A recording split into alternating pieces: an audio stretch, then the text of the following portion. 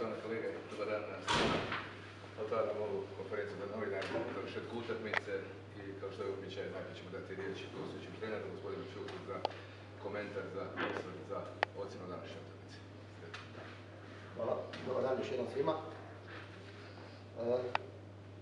Rekao sam to nakon utakmice protiv Hajduka, kada smo pobjedili 2-1, kada ostvarite pobjedu, onda svaka vaša izjava, svaka vaša rečenica ima dodatnu težinu, onda ste vi jako pametni i onda sve što kažete ima neku dodatnu vrijednost. A ukoliko izgubite, onda to baš i nije tako. To nije istina.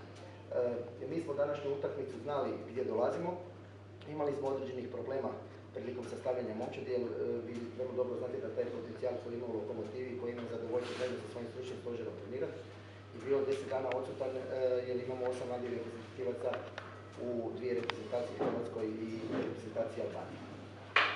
U toj pripremi smo se pribojavali, znali smo da kolega Panadić sa svojim stručnim stožerom i ljudima u upravi čini maksimalne napore da proba ovu situaciju koja nije nimalo zavidna učiniti nešto optimističnije. Mi smo se na to pripremili, uspjeli smo izdržati početni pritisak domaćina i kako je vrijeme odmicalo, malo nervoza, malo pritisak rezultata učinio je svoje, tako da eto, na kraju mogu biti zadovoljan pobjedom koja čini mi se je, kad se sve prevuče, ipak potpuno zaslužena. Zahvaljujem.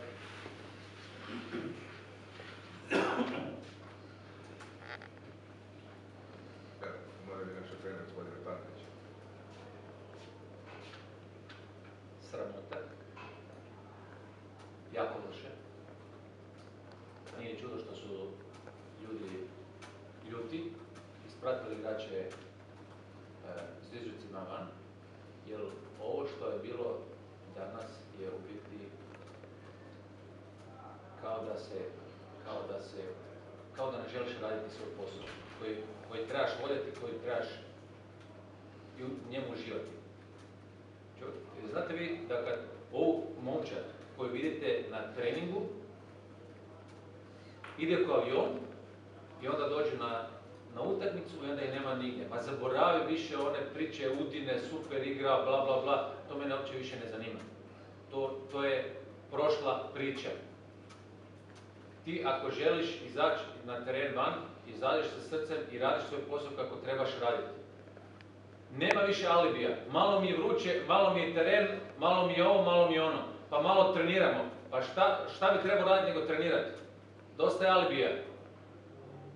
Ljude, igrače koji ne žele raditi svoj posao kako treba, više ovdje neće biti. To je sigurno.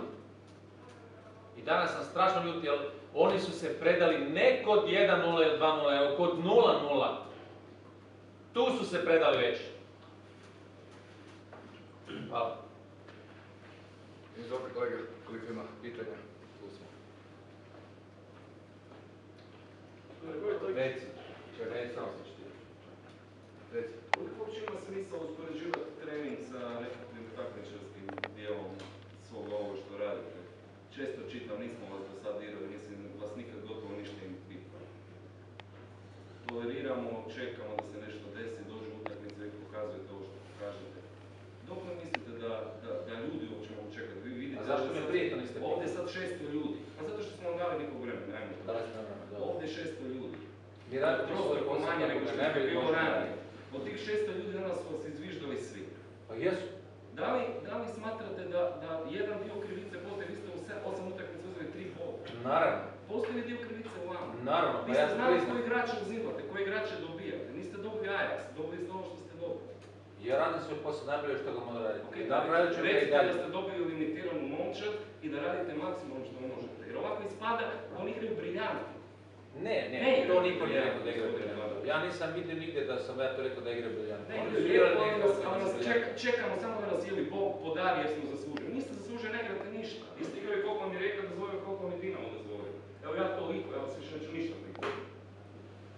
Dobro, svako ima neko svoje mišljenje. Mislim da je danas utakmica bila ta koja je bila izuzetno slaba. I gotovo.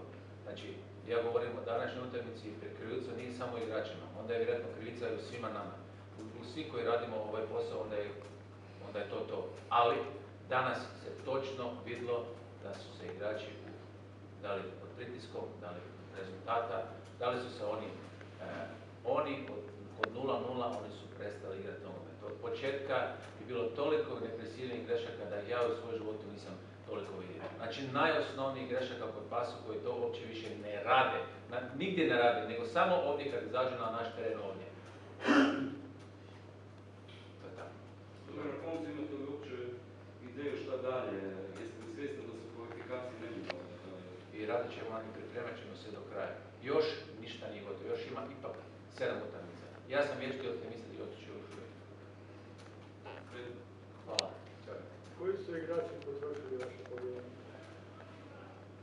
To ćemo mi na sastanku lijepo obraditi kad pogledamo sve filmova, sve što se danas dešavalo na utakmici, na koji način su neki igrači reagirali, bilo je loše, ali bit će sigurno ljudi koji će biti nekažnjeni, nego će biti sigurno smaknuti.